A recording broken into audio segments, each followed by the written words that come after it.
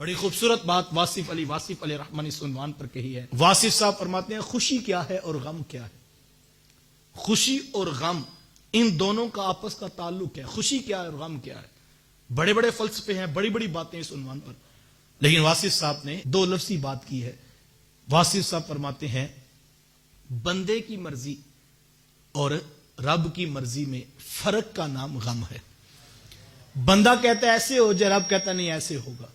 جیسے فرق پڑتا ہے بندہ غمگین ہو جاتا ہے.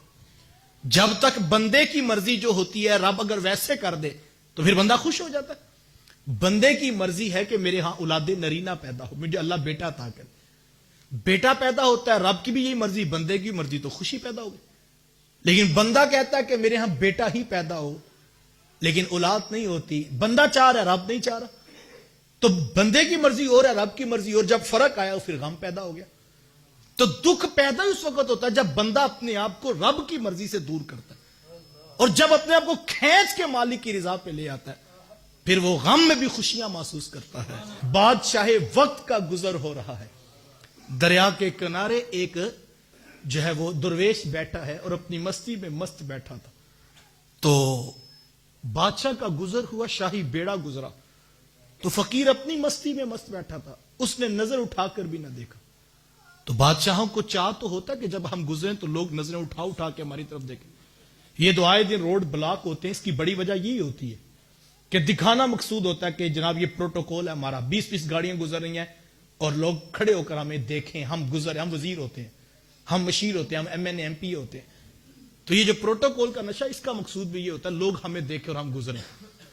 اور یہ وہ تباہی ہے جو انسان کو برباد کر دیتے.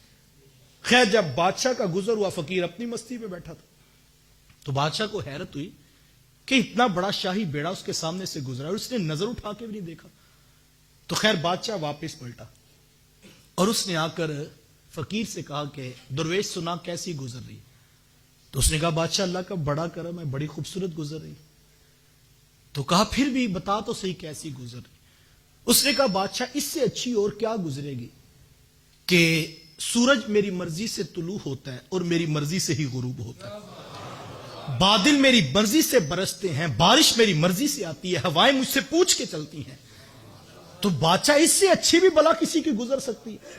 جس کے پاس سارے نظام کا اختیار ہو اس سے بھی اچھی بلا کسی کی گزر سکتی.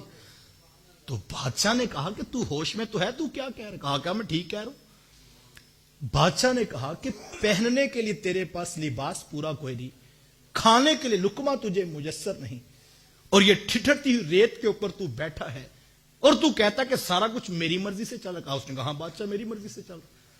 بادشاہ نے پھر جڑا کر کہا کہ تجھے ہوش تو ہے, تو کیا رہا ہے, یہ سب کچھ تیری مرضی سے تو نہیں چل رہا, یہ تو رب کی مرضی سے چل رہا. اس نے کہا نہیں بادشاہ, تیرا اپنا انداز سوچنے کا, میرا اپنا مزاج ہے, میں تجھے بتا رہا ہوں یہ سب کچھ میری مرضی سے چل رہا. جب بادشاہ ماننے کی طرف نہیں آتا اور پھر کہتا ہے کہ یہ تو جھوٹ بول رہا ہے, یہ سب کچھ تو رب کی مرضی سے چل رہا ہے. تو وہ درویش ہنسا اور کہنے لگا بادشاہ تو بڑا نادان ہے, میری مرضی بھی تو وہی ہے جو میرے رب کی مرضی ہے. وہ کہتا ہے کہ سورج مشرق سے طلوع ہوگا, میں کہتا ہوں جو منظور ہے مشرق سے طلوع ہوگا. وہ کہتا ہے مغرب میں غروب ہوگا, میں کہتا ہوں جو منظور ہے مغرب میں ہوگا. وہ کہتا ہے آج کڑکتی دھوپ ہوگی, میں کہتا ہوں جی منظور ہے آج دھوپ ہوگی. وہ کہتا ہے آج بادل برسیں گے, تو بادشاہ میری مرضی بھی تو وہی ہے جو میرے رب کی مرضی ہے. تو یہ جب مرضی اس کے تابع ہو جاتی ہے پھر زندگی کا لطف نصیب ہو جاتا ہے. پھر بیٹیوں کے رشتے نہیں ہوتے, وہ پریشان ظاہر نظر آتا ہے لیکن اس کا دل مطمئن ہوتا ہے کہ مالک تو نے بیٹیاں دی ہیں, تو نے ان کے رشتے بھی لکھے ہوئے ہیں. اگر میری زندگی میں ہوگے میں کوشش کرتا رہوں گا, محنت کرتا رہوں گا, لیکن فیصلہ تو تیرا ہے مالک. اور یہ جب چیز نصیب ہو جاتی ہے پھر بندہ خوش ہو جاتا ہے, پھر بندہ مطمئن زندگی گزارتا ہے. پھر وہ دولت کو دیکھ کر دوڑنے لگاتا, وہ اپنے مقصود پہ راضی رہتا ہے, پھر وہ اپنے رب پہ راضی رہتا ہے, جس کو رب کی مرضی میں رہنے کا مزاج نصیب ہو جائے. اور یہ اتنی بڑی بات ہے, اتنی بڑی بات ہے. ایسا شخص جو اپنے رب کی مرضی پہ راضی ہے, کل حشر کے میدان میں قیامت کے دن اس کو اس لہجے میں آواز دی جائے گی, یا ایتھا النفس المطمئنہ, اے نفس مطمئنہ, ارجعی الی ربک, آجا اپنے رب کے پاس آجا. راضیۃ مرضیہ, آج تو رب پہ راضی ہے, رب تیرے اوپر راضی ہے. فادخلی فی عبادی وادخلی جنتی، پھر اس کو کہا جائے گا یہ جنت تیرے پاس ہے اور یہ بندے بھی تیرے ہیں، تو ان کے ساتھ شامل ہو جا۔ جس نے مطمئن زندگی گزار، رب کی رضا پہ جو راضی رہا۔